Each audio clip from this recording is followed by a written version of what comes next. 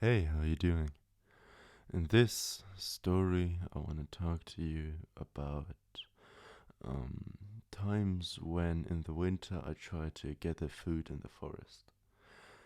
Um, Basically, the goal of this story is to simply be relaxing for you so you can fall asleep easier or just calm down after a stressful time.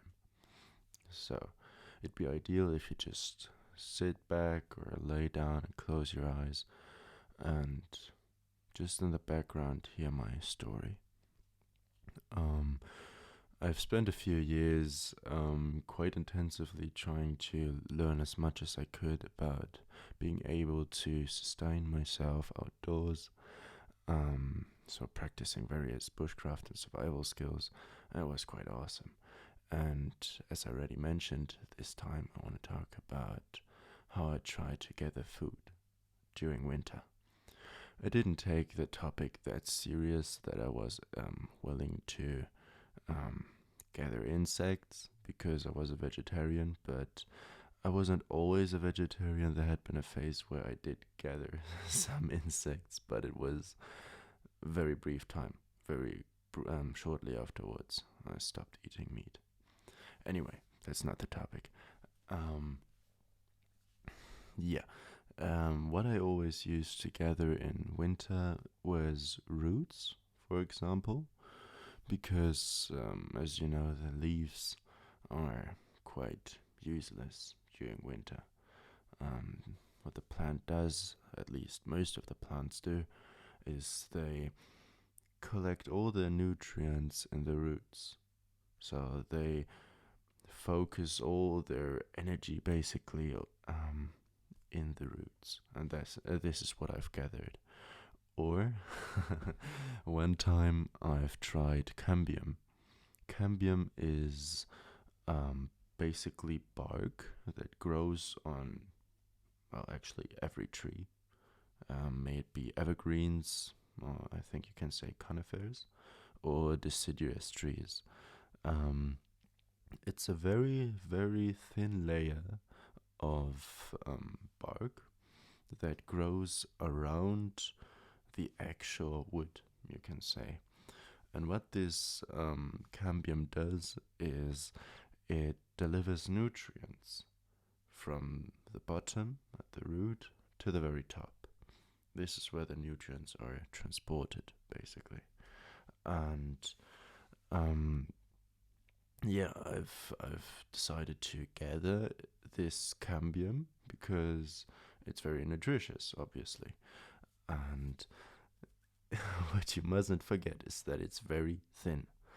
Um, so we headed for the woods, me and a friend of mine who actually went with me for the first time. Yeah.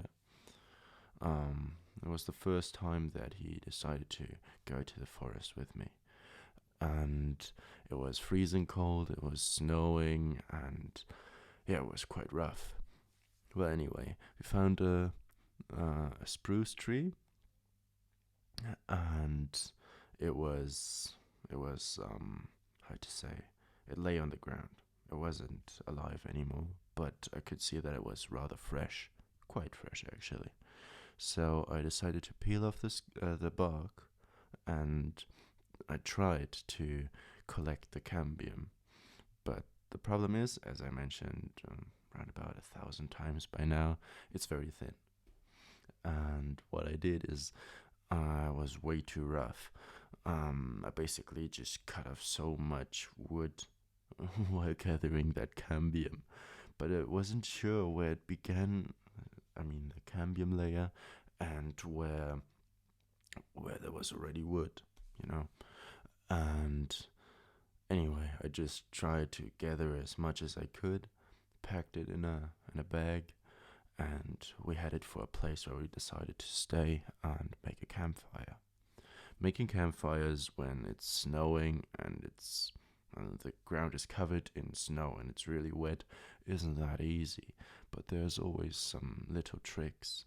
Um, Conifers grow quite densely, so when you try to gather wood, what you can do is you can basically gather stuff that lies directly underneath those trees.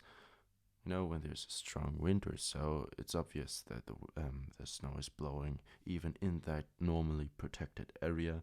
But in that situation, I was in the middle of the forest, there was no wind, no breeze, and I did manage to find enough dry material for the fire. Well, anyway, we started the fire, and it wasn't easy, but we managed it, and I had a small cup. It's basically like a cup of tea. That's the size. And I had a lot more cambium than what would fit in that cup. But I never had a bigger pot or something like that, because I always figured when we make a campfire, we sit there for a long period of time, so it's no issue that we only make small portions bit after bit, but actually it is. So in retrospective, I should have just bought a bigger pot, but I didn't. Well, anyway,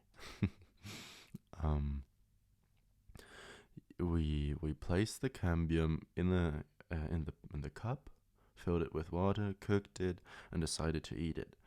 And I really noticed that the majority was just full of wood. So oftentimes I had to find out that I was just chewing on wood at the moment, but some bits and pieces were quite nice, where I noticed, alright, this is cambium. This isn't just wood. And yeah, it tasted quite nice. It had a consistency of almost noodles, and had a bit of a wooden taste to it. Who would have guessed? But it wasn't bad. It really wasn't bad, if you ask me, apart from all the wood. Well, anyway, at some point, after having sat on at the fire for, I don't know, 2-3 hours, we decided to head back home. And the next day, I didn't see my friend at school. So I texted him and asked if everything was okay. And he really had some serious stomach ache from this cambium. And that was quite weird to me, because I didn't have any problems at all, and I ate so much more than him. And that was often the case. Wild edibles are quite unusual for the average stomach, because people are not used to having this unprocessed raw food that's a little harder to digest, I assume. For me, it was normal because I gathered wild edibles quite frequently, but oftentimes friends would have stomach aches simply because they weren't used to this. And it's not that my stomach is an exception or anything like that, because friends that went along with me on a regular basis had no problems either. So I was always quite proud of my body getting adapted to what I was doing. Many things that I've been able to collect in the winter months, so I really struggled to find stuff in that time. Once I tried to gather pine cones, and I placed them next to the fire in an attempt to open the pine cones through the heat of the fire. And apart from that, it is quite hard to stay vegan during those months if you were to live in nature. There are some other tricks, but for the most part, in those months where it's really cold and you need lots and lots of energy to actually sustain your cool body temperature, people were quite reliant on meat in that time. So people just tried to gather as many provisions as possible, smoke meat to make it more, to make it last longer, basically. So it stayed fresh longer, I mean. And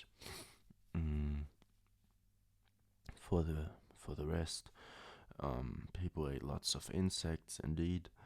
And yeah, nowadays, when I practiced survival skills, in the books it always said go for the insects.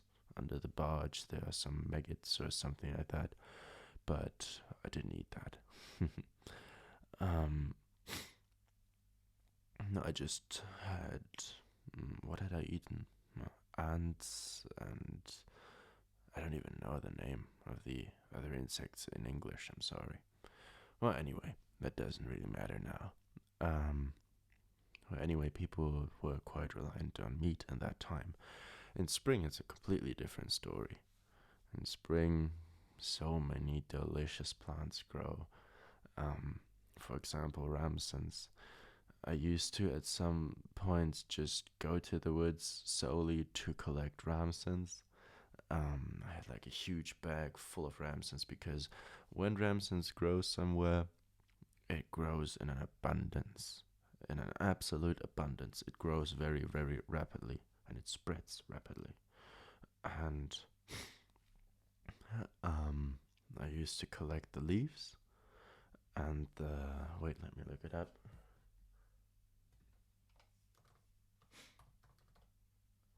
The stems, and the stems were actually the best part. I also collected the roots. Um, I don't know the correct English word for the root for ramsons, but the stems were definitely quite nice because the stems alone, when you cook them with water, um, they can potentially taste like spaghetti. Really, they get really soft and they're like thick noodles. Yeah, and that was quite awesome. And of course, it has its ramson's taste to it. It's a lot milder than the leaves, for example, or the onion, basically, the root, and and that was just amazing. And the leaves were great, of course, as well.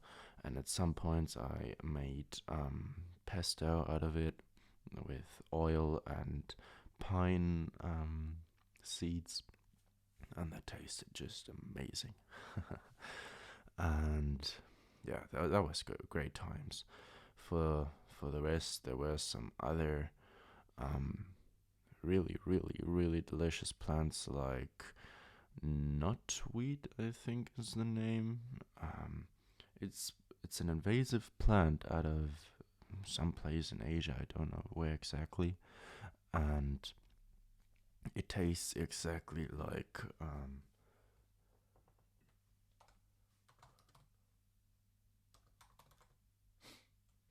rhubarb. It tastes exactly like rhubarb, and it's really, really, really delicious. And I'm used to make compote out of it. I hope that's the correct English word for this. And it was really, really fun gathering wood, gathering food in the outdoors, and mostly it worked. I didn't always manage to collect enough to get enough energy from what I collected, but um, apart from one time, I never had a food poisoning. And that one time I did. I didn't go to the hospital or anything like that, but I just had quite some rather severe stomach ache. I was quite uncomfortable for 1 or 2 or 3 days, and then that problem was over. But of course, you need to pay close attention when you gather wild plants, especially mushrooms. Never gathered mushrooms. Um, but you do need to pay close attention. There are some plants that you definitely don't want to eat. There are some plants that make some serious trouble only if you eat 1 or 2 of those leaves, for example. So pay attention when doing that. Anyway, I hope that you found this story remotely calming, and if you're still awake and you understand what I'm saying right now, I am sorry for not achieving my main purpose, which is to, let you relax so well that you fall asleep. But don't get stressed or anything. Just keep calm. Click on another video, maybe a video of mine or someone else's. It's up to you. And at some point eventually you'll fall asleep. So I hope to see you in another video, and take care. And if you like, subscribe.